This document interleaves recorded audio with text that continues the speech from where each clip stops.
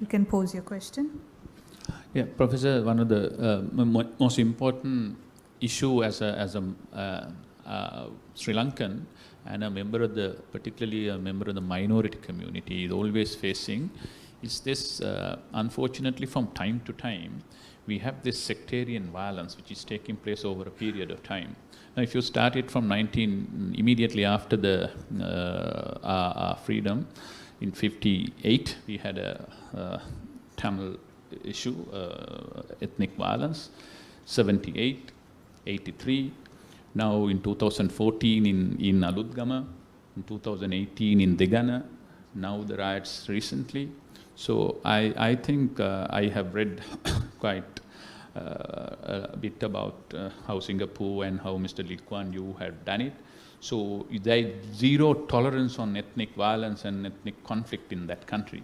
So is it necessary for Sri Lanka to progress? Otherwise, every 10 years, we will, one after the other, there is a calamity which comes and which puts the whole country back on track for about, towards the backward for about 10, 12 years. This has happened over.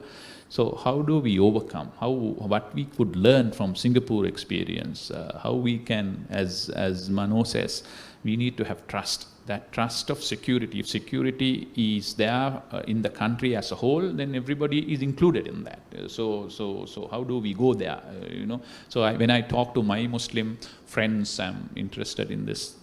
Most of them are saying we are worried because the first step in what happened in Aludgama, 3-4 hours of time was there. Then Muslim shops and houses were destroyed, and it happened in 2018, and it again happened in Kuliyapiti at this time. That has really put back our moderates' authority to impose some kind of reforms, you know. So we are also in a guard. So how do we do that? How as a country we kind of go beyond that and look towards zero tolerance on hatred and this sectarian violence? Sri Lanka doesn't have the legislation and also the educational and the social structures that is vital to maintain that long-term stability and peace between the ethnic and religious groups. We should never take peace for granted. Building the Sri Lankan nation should always be a work in progress. That means constantly work, the Sinhalese, Tamils, Muslims, Christians, Buddhists, all these religious and ethnic groups should work together. So how do we forge that Sri Lankan identity? It should have happened in 1948. And since then, we should have never allowed our political masters to play with religion or language. We should have also not allowed the registration of parties on ethnic and religious lines. So we have made a number of mistakes. And I know that I have been subjected to a lot of criticism about the Sinhala Only Act, my comments. But I want to share with you that I met with Mrs. Bandaranayaka, Sirmardi Bandaranayaka. When I met with her, I was with Professor Bruce Hoffman, who is America's #1 expert on counterterrorism. And I asked Ms. Bandaranayaka, I said, Madam, can you explain to me what is the origins of the Sri Lankan conflict? She's a very honest lady, you know. And she said, that's by my husband. So I want you to know that there would have been some injustice for the Sinhalese at that point because the British had a system of divide and rule. But I think the Sinhala Only Act did more harm to Sri Lanka in the long term rather than progress. Perhaps if Mr. S.W.R.D. Bandaranayaka didn't do that, we would have been a first world country by this time. but we are still struggling as a third world country. So my own view is that we need to produce leaders that can see beyond the ethnic and religious divide. I would say that no Muslim leader should speak for the Muslims. A Buddhist leader should speak for the Muslims. A Christian leader should speak for the Muslims. We should have that kind of Sri Lankan identity. But we are still in a very early stage of that. We are still very, I must use the correct word, primitive in our thinking. I have to say this because this is the truth. So we have to think as Sri Lankans. So our founder fathers and our successive leaders didn't build the Sri Lankan nation. So I believe that the Easter Sunday event gives us a good point of reflection. How we can create structures and institutions and laws that will start to build this nation. So Easter Sunday is a moment of great danger, but it is also a moment of great opportunity for us to reflect and move forward to create that Sri Lankan identity. We should never structure ourselves based on India. India is organized in terms of ethno-linguistic religious groups. We should be much beyond that. And the whole world is today facing a threat of dividing these ethnic and religious groups. I think if we divide the world according to ethnic and religious groups, we'll have 12,000 countries. So at least the limited number of ethnic and religious groups we have to work together creating that identity of being a Sri Lankan. So I agree, this requires a lot of work at all levels, from the educators, from the community leaders, the religious leaders.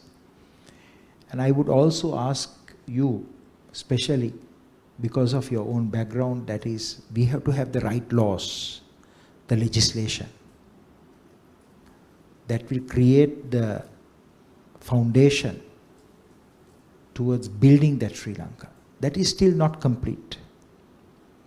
I think one of our toughest legislation must be on online falsehoods and manipulation. Anyone who posts or disseminate fake news with the very intention of creating disharmony should be investigated, and if found guilty, punished. We should not encourage, or we should always act against those who are inciting hatred, inciting violence. I think this is an opportunity for us to do this, and we should not wait without doing it. Thank you. Who would like to go next for the next question? Mrs. Senadir? Professor, you emphasized the need to get the children back to school. And that's a need, absolutely, because that's the only way we can signal that we are back to normalcy. So, in my school, yes, our numbers have been increasing. Well, it started with only 86, which is out of almost 7,000. We had only 86 on the first day. But it's been increasing, and now it has gone up to 25%. But, and this takes a lot of work. I know there's many principals, many others, teachers in the audience, and I'm sure they would agree to what I say. It takes a lot of time, energy, and time to be there. And I know I heard Dr. Alice saying that on the first day he was at the gate. I too have been at the gate every day from day one. And there I am, opening the doors, thanking the parents for sending the children, etc., etc. And now the numbers have gone up. But still, one day I met a very high up officer of the army. he came to school for something, and in the course of conversation, towards the end of the conversation, he just said, well, I know because my daughter is studying here. I said, okay. So did you send your daughter to school today? No, I'm not. I didn't. So this is one. And we do, going by the vehicles that have been, passing our road, the Rossmead and the Barnes places, it's 25% of the vehicles would be either you, her, na, her, the forces vehicles. But that has diminished to a trickle now. So why can't the security forces, of course we have been given a lot of army protection. They are there, out there showing the parents, we are there to protect your child. But they don't send their children. So that, if we can correct that, I think we would be very much into it. And I read in the papers that the defense school where the forces children are going there were only 32 children. I think there are about 4,000 children. So how can we, get the security forces to showcase their trust in sending the children inside the school? It's to send them inside. The schools are safe, because we most certainly don't want our schools damaged. So we are very, very inside the school. So why don't they send it? That sort of would calm the parents, the other parents, would give a good signal to the other parents. The greatest treasure we have is our children, No one wants even a child to be hurt a little bit. So it is very natural for the parents to be concerned. But I can share with you that the situation today has normalized, and I believe that government will also make an announcement, because the armed forces, the police and other law enforcement agencies, the intelligence services, they are now aware that the counterterrorism units that did the operation against Zahran and his network, those operations have now almost come to an end. That is the network of Zahran. So I believe that government will sooner or later make that announcement. The very fact that after Vesak,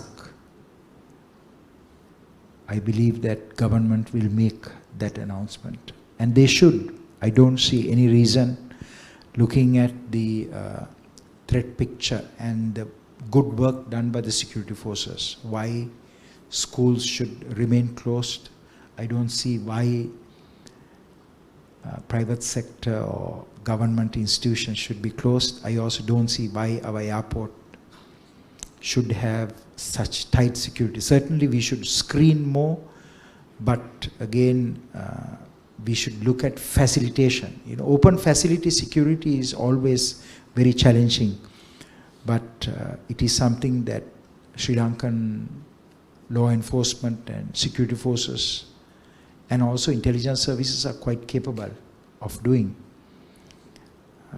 They are able to detect extremists and terrorist and criminal activity by indicators, signs and clues, by what you call profiling, and we have a number of units that are capable of doing that.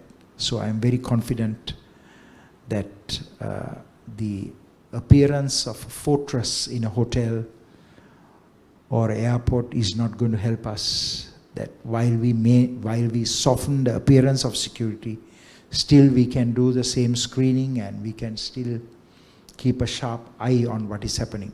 Every military person need not be in uniform with a weapon in the hand. We can always have men in civils with concealed weapons who are roaming around, who will respond if they see any threat. And this was the case when the LTT conflict was operating. We had more people in civils in Colombo with concealed weapons who could detect threats. And I think that we should move into a phase of invisible security. And we can also rely also on technology and other capabilities. So my appeal to all schools is you should reopen for the children to come and study. Do not allow what Saharan wanted to happen in this country.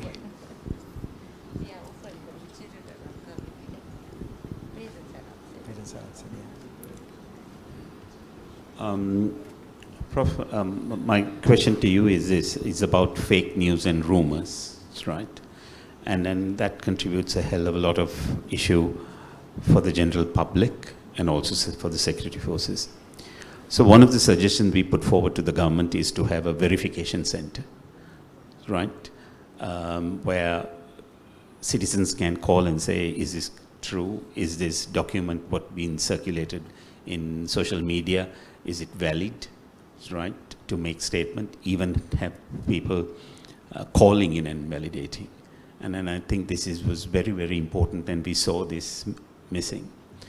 I think we couldn't get the message across, but it is still a massive problem, right? And truly, I don't want to get in, there is truly lack of leadership in terms of taking this and getting this implemented. What are your thoughts on this, and what would be the message to government? Because this is really is a big problem, because people stay away because there's a massive social media thing. It's about fake news, rumors, and then the hate speech. How do we centralize this, and and then how do we make this happen? Sri Lanka must create what is called a cyber security agency and various capabilities to regulate the cyberspace.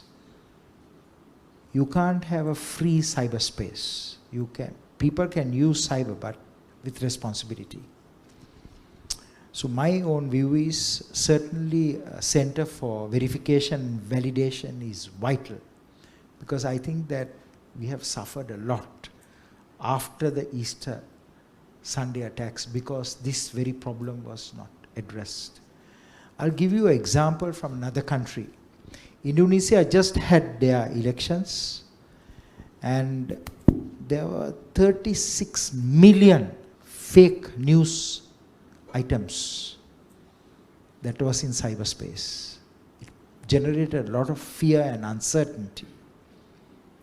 So fake news can really destabilize a nation. It can really take us back.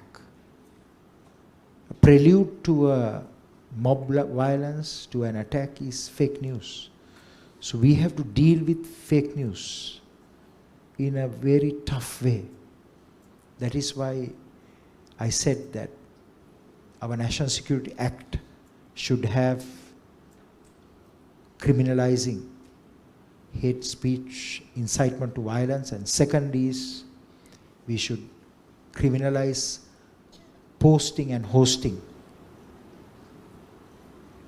extremist content, online falsehoods, and manipulation. These are laws we should have developed long time ago. Our lawmakers didn't do it. All of you should tell your political leaders, I will not vote for you unless you pass this bill. So my view is that Parliament should get busy doing it, because this is vital. This is vital for the security of this nation. The terrorist attack we can deal with. A large-scale riot of the scale of July 1983, we can't. That is why we have to clean the internet. Anything that is extremist, that is inciting violence, provoking people, all this we have to remove. And we have to hold the tech companies accountable. If they don't remove it in a reasonable time frame, they should be punished too. Their executives should be brought to justice and they should be fined. There must be very tough legislation on these matters. I want to ask a question regarding something you said, and it's connected to the theme as well. Learning, relearning, unlearning, and perhaps the introspection that the religious bodies need to go through. You talked of regulating the religious space. How does that happen effectively, or how can that happen effectively without such regulation infringing on democratic freedoms? Because that's also something we cherish as a people. And the right to believe something is a democratic freedom. Now, certainly the right to believe that you have the right to kill someone in the name of religion is perhaps not something we can accept. But how do we regulate, and I'm talking of all religions here. I would be the first to say that even the Christian tradition has its own history of violence, and perhaps in its own way has contributed to, through its Old Testament background, to religious violence. But how do we regulate the religious space without infringing on that cherished democratic principle of freedom of belief and religious expression? Thank you very much, Reverend. What I have seen is this. The extremist is a person. If you give a little bit of space, he will take the whole room. So, extremism comes from exclusivism. And when extremism heightens, you get a terrorist. So, one of the standards we should have is that religion, person can practice his or her religion, but it should not harm or hurt another person. That is where state should step in. That is where religious leaders should step in. That is where community leaders should step in. So all religions must regulate their own space. Self-regulation. But if they fail, state should take action. And very severe action. But unfortunately, in Sri Lanka, this has not happened. I'll give you a good example. Just before the Easter Sunday attack, there was some attacks against some churches. I do not know whether it is true. But yes. But I was told that there was some activity of conversions. And it had deeply angered the people. I think they also beat some clergymen. Clergymen cannot do this. You see, if a clergyman does this, this is wrong because it will destabilize our country, our nation. That is why I said that they must all exercise their authorities and make sure that their own religious clergy, whether it is a Buddhist monk, whether it's a Christian, whether it is a Maulavi, do not speak out of turn and maintains religious harmony. Religious harmony is very precious and we have to treasure it every day because this is the threat most countries are facing. So I would say the first line is self-regulation. But if not, state should step in. The security and intelligence community, law enforcement agencies must work very closely with the ministries of religious affairs. I also believe that if they don't work, then we will be producing exclusivists and extremists and terrorists. And we should also have strict laws and rules. I have seen some posters that have come up. Don't go and buy from Muslim shops. This nonsense has to stop. Whoever who is saying this should be investigated and there should be sufficient laws that will punish them very severely. In a country like Sri Lanka, you can't do that. We now open the questions from the audience. You can ask your question from any of the panelists or from Dr. Gunaratna. Any questions?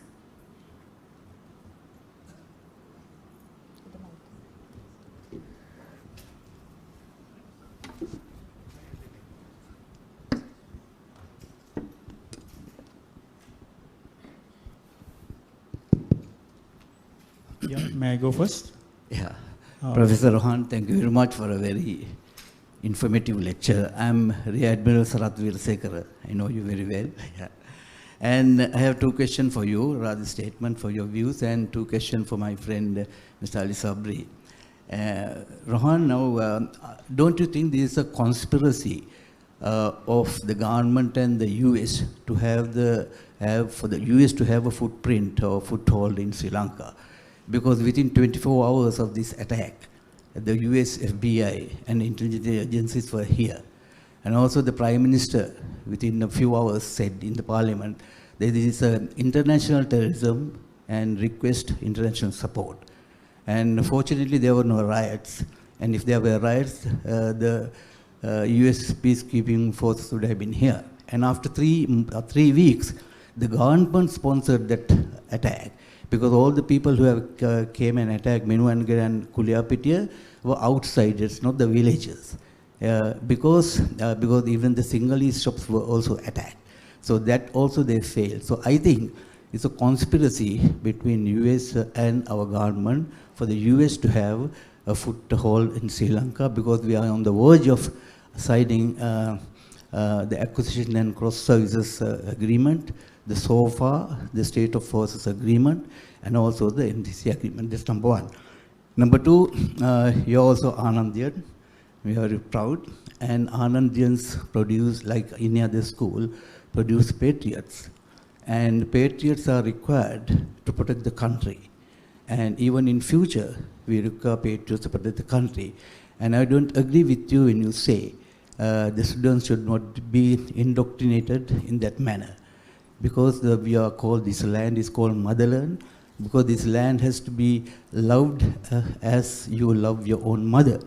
ඉතින් ඔබතුමා ආනන්දියන් කෙනෙක් වෙලා ඒ වගේ දෙයක් කීම ගැන මම අතිශයින්ම කනගාටු වෙනවා. ඒක ඇත්ත නම් ඒකින්ද ඒ සම්බන්ධයෙන් ඔබතුමාගේ views on it. Mr. Al-Sabri, Professor said that Quran has been misinterpreted. But this Miss Taslima, the famous Muslim lady who is in the hit list of ISIS, she refers to the particular para and the page of the Quran which says the non-Muslims has to be killed. And the non-Muslims have to be, the heads has to be severed from the body. So I need your view about that. And the second thing, I think it is the great silence of the Muslim elite and Muslim moderates toward this issue. Because this Beirul incident started with Muslim youth stopping a vehicle and dragging a bhikshu, a Buddhist monk, outside and then assaulting him. And what follows is we condemn. Those should be sentenced to death. You see, but that particular incident which started these riots, I never heard the Muslim moderates condemning that. And the second thing, in this present... Please confine to one question. Also, I think the Muslim elite and the Muslim educated and the religious leaders must come out and say that we condemn these madrasa schools. And there have to be only one rule, including the marriage rule in Sri Lanka. And we accept the banning of burqa. And these things, I think, the Muslim moderates must come out and say, and then only හදවත් තුළ ඔබතුමන්ලා ගැන තියෙන සැකය නැති වෙන්නේ අන්න ඒ වගේ ප්‍රකාශයක් ඊටාම තදින් කිව්වොත් පමණයි. අලි සබ්බීස් මගේ හොඳ ෆ්‍රෙන්ඩ්, ඒකින්ද මම ඔබතුමාගේ views ගැන අහනවා. Thank you. I want to speak first. You are Ali Sabri, you have to respond to him first. Let me respond first. You have served Sri Lanka. So I have great admiration for your service. Even if you have disputed me, I salute you for the work that you have done for this nation. As much as I respect you, I have to dispute you today. Because you have become a conspiracist. And you should not do so. Sri Lanka, I agree with you, should have an equidistant foreign policy. we should have good relations with the Chinese, with the Indians, and with the West, especially with the US and Europe. We cannot side with any of those power blocks, because if we do that, we will be harmed. During President Jayawardana's period, I met the founder head of RAW, Research and Analysis Wing, because Sri Lanka suffered so much because the LTT and 5 other groups were armed, trained and financed in India by the Indian government. RAW trained the first batch of Tamil Tigers in Uttar Pradesh, north of Chakrata in Dehradun, second batch in Himachal Pradesh, 7 other batches in Tamil Nadu, including that woman, Tenmuli Rajaratnam, alias Danu, who killed Rajiv Gandhi. Why did India do this? So President Jayawardena asked me to find out why. So I went to India and I met the founder head of RAW, Research and Analysis Wing, R.N. Kao. I have written about this in my book, Indian Intervention in Sri Lanka. I may be the only one who has met R.N. Kao and interviewed him. And he spoke to me very openly. And I published my interview. He said, because you had the Trincomalee oil tank farms, you want to give it to the Americans. You want to give the Trincomalee port to the Americans. You had a Voice of America station that was listening to our communication, which was not the case. Then you said that you have an Israeli interest section, you have ties with Pakistan, China and all that. Said you had stepped out of the non-aligned orbit when we were within the Soviet sphere of influence, meaning India. So he said that the only way they can gain leverage is to arm, train, finance and direct the terrorists. I think this should be a good lesson for us. Never to side with any country.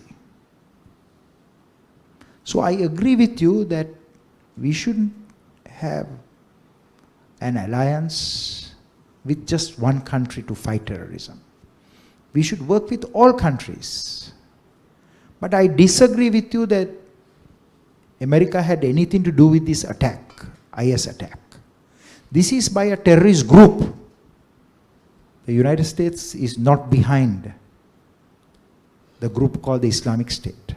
I have seen a lot of propaganda in Sri Lanka saying that ISIS is nurtured by the US. Is not true. Certainly, US made a mistake by invading Iraq. That created the environment for IS to emerge. But US never funded IS. This is wrong. I have been to Afghanistan more than 10 times. I have interviewed many Al-Qaeda members. US also never funded Al-Qaeda. US funded the anti-Soviet multinational jihad, but not that group called Al-Qaeda. These are very fanatical groups. They wouldn't get US assistance. So I agree with what you said in terms of having an equidistant foreign policy. That's what you didn't say, but what is in your heart. Because we suffered a lot in the past, but no conspiracy. Your question about my own school, that you and I treasure.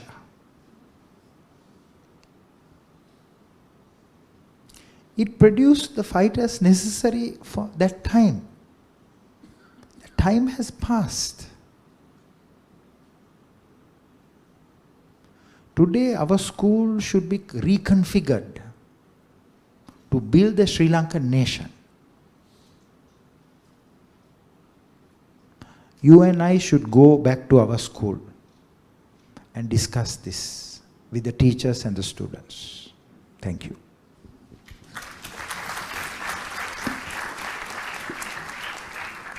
Another question? I have a question. Sorry. Yeah, Mr. Veerasekara, again, General Veerasekara, I have the same feeling for what you have done for the country. That is never will be disputed. But having said so, if you are asking Taslima Nasreen to describe Islam, it's like you are asking Adolf Balasingham or Balasingham to describe Sri Lanka. She is somebody, he is gone out of Islam, used by the West to throw mud at Islam. She is not the benchmark. Islam is not that. Islam, Quran, very important that you ask that question. Quran is not a textbook, or is not a catalogue either. Quran is revelation, which we have believed, the way we believe, a discussion between the God and the Prophet through Jibreel. It happened over a 23 period of time. Some of those revelations and instructions came during the war. Some of those came during the marriage. Some of those things came during the trade. So, for you to take it one word out of context and keep it is very unfair. Some of them are using this Al-Tawbah 8.12 is where during the war, some instructions were given how to fight the war. But even the previous one and the subsequent one, they don't read it. They just quote this and say kill. That's not the case. The case was their prophet was chased away from Mecca of his own place while that was going on in that time. After that, Prophet went 400 kilometers away and lived there and came back, and they had signed an agreement that they will have safe passage. The non-believers at that time in that context disputed them and started fighting them. So they were under pressure. Then it was coming instructions, now you fight. If they are fighting you, fight them, kill them. It's an instruction like you were in the middle of the war, like in the Vadamarachi operation. You are fighting, everybody is rounded. And your commander is saying, don't leave any terrorist to get away, kill them. Can somebody 25 years later say that that meant kill entirety of the Tamil population in this country? So this is what is out of context. This is readily available in the Islamophobia material all over the world. It's readily available. You just take it, translate it, and send it across. That's what's happening. So the Quran, which I have learned, is saying, Quran says, if you harm a single life of person, it's like harming the entirety of the humanity. And if you protect a single life, it's like protecting everybody. Now that's, I think we have failed that over a period of time as Muslims, we would have more cooperated with you, discussed with you, got these doubts out of your mind and all those things. This is an opportunity for that. That happened after 9/11 in US. Here also will happen. So good that you are asking this question. Several of my friends have asked this question. We have prepared certain documentation for this and we have shared those things. And that is what it is about. So I can assure, if that is the case, 1.8 billion people killing the non-Muslim, no non-Muslims will be living in this world. And we have lived here, 2 million Muslims in this country for 11 centuries. None of us have gone and done anything like that other than these ISIS fellows. You know, I mean, right now, 1.2 million Sri Lankans are working in the Middle East. Primarily Muslim countries. 900,000 of them are non-Muslims. Are they being killed? Are they being harmed? And then will they work there? Voluntarily they are working. I know in Qatar alone, 165,000 Sri Lankans are working. They have adopted that country as their second home. So it's our duty to find out, not to allow this hatred to come in. There are few people who want to create division. We must fight them and we must feel how to build that Sri Lankan identity. Just to 2 minutes and I'll tell about what my fear is. I understand that. What happened in Aludgama, there was an incident. Maybe true, maybe not. But I don't know whether you know, they were charged in the court and about 3 months ago, all of them were acquitted after a full-blown trial. So that incident of going after or obstructing the priest and assaulting him was disproved after a full-blown trial. That may be true. So this can happen every day. So can that kind of a single incident trigger a riot? You can't allow that. You know, and in Digana also the same. Some drunkard, 2 Muslim young boys, they are first drunk at that time, went and hammered a non-Muslim boy and he died. And can it trigger things like that? Every day this could happen. No, I can drive and I can knock somebody off on an accident, but that cannot trigger a riot. It cannot be. Then we are now, none of us are safe in this country. That's what I am saying. We can't have that. We have to have rule of law stronger. And we are not saying that anybody had done a mistake, whether Muslim or Sinhala or Burger, doesn't matter. Take the law to the fullest course and punish them. But what can the innocent people can do? You know, so we must have a way to meet this differently. That's what I would like to say. Thank you.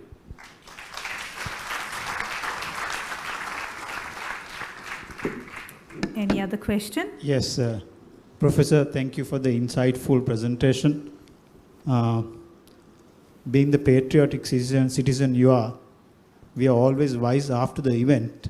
Did you not inform the powers that be that this impending terror?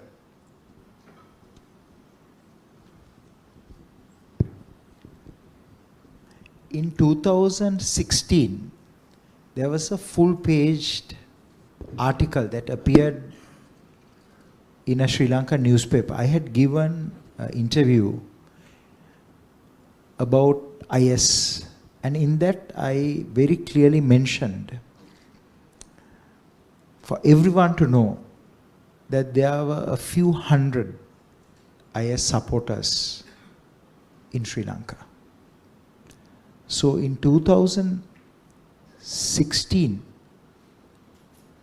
it was known to everyone. But I also want to tell you that IS, the fact that Sri Lankans went to Syria and Iraq is not a secret. The then Minister of Justice, Vijayadas Rajapaksa, he told in Parliament. And he even put a slide of those who traveled to Syria and Iraq. At that time, someone disputed him, but I want to tell you that he presented the most accurate information, even in Parliament, with photographs, with names and details. I am privy to that information. Government knew at that time that the Islamic State had seeded a network in this country. And IS has a magazine called Dabik. Dabik dedicated a number of pages to the first Sri Lankan foreign terrorist fighter that died in Syria. His name is Nilam. He came from Kandy. So it was not a secret anymore that Sri Lankans were traveling to Syria and fighting, and that one day they will bring back to Sri Lanka ideology, network, and the skills to mount the same type of attacks that they had participated or supported in Iraq and Syria. It is called the blowback effect. So I believe that the government leaders are fully responsible, and they should be held accountable for this attack. As I explained in detail to all of you, there was a security and intelligence platform that was dismantled. As I explained, the military was called to the barracks. As I explained, the barricades and the barriers were removed. As I explained, the spirit and the morale of those servicers, those men and women who are the guardians of the state, they were investigated. Some of them imprisoned, some of them asked to leave the country. So I believe that when you compromise security and create a permissive environment, it becomes a base for criminals and terrorists to take root. I had had several discussions with the government, and in fact, on the 21st of March, 1 month before, I had discussed with the relevant Sri Lankan government agency for securing this nation much before the Indians provided that information. The profile of Zahran. Although Zahran could not be effectively monitored because he was using encrypted technologies, Zahran had gone underground after the fight in Katankudi. And he was producing IS propaganda. His Facebook account, which has now been taken down, very clearly indicated his shift towards IS. So it was very apparent that the security intelligence apparatus or the national security structure in this country had been compromised. And that is why we suffered an attack. Sri Lanka faces twin threats. We still have 3 organizations supporting the LTT operating in Tamil Nadu. The group led by Nedumaran, the group led by Vaiko known as V. Gopalasamy, and the group led by Seaman, Nam Tamilar. So I believe that Sri Lankans should be vigilant and alert of the threat that is coming from the remnants of the Tamil Tigers. Similarly, we should be exceptionally cautious of the threat coming from IS, from the Middle East, that has now created the provinces in Afghanistan, Pakistan, and in India. So the foundation of social stability, political stability, and economic prosperity is security. One should never compromise security, especially a country that had fought a war. And when it was very evident that 41 Sri Lankans traveled to Syria and Iraq.